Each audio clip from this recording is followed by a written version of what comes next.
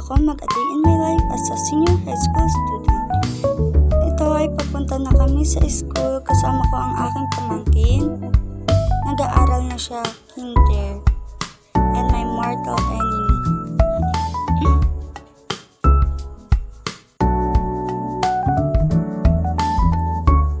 Nasa school na ako nito at samahan niyo. A few moments later. Kunyari hindi alam. So hindi ko alam kung saan ako papunta na to, guys. Kasi nung Wednesday pa tong mga videos na to. Kasi hindi ko na-upload agad or na-voice over agad. Kasi nga naging busy din ako at masama pakiramdam ko. Yan. Lunch time na nito at nagpapatugtog kami. Yan.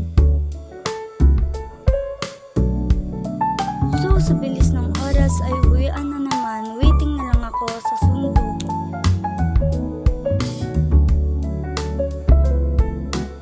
Ito na yung sundo ko at nagbiyahe na kami pa uwi ng bahay. Pag uwi ko ay sinalubong agad ako ng mga pamangkin ko.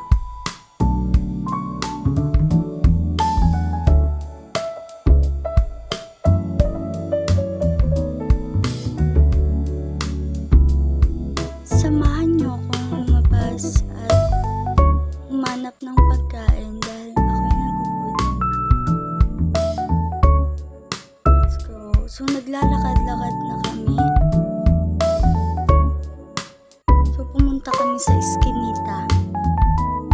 Alam niyo ba, guys, favorite ko talaga yung chicken skin.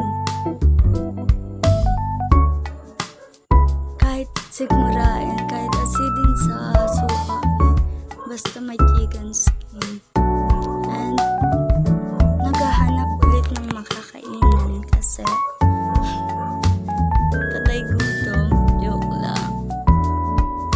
Pauwi na kami nito at pag uwi ko sa bahay ay agad-agad akong gumawa ng assignment. Actually, di agad ako natulog nito. Mga 1 ata dun ako natulog. So, mag-a-alarm ako ng 5 AM para bukas.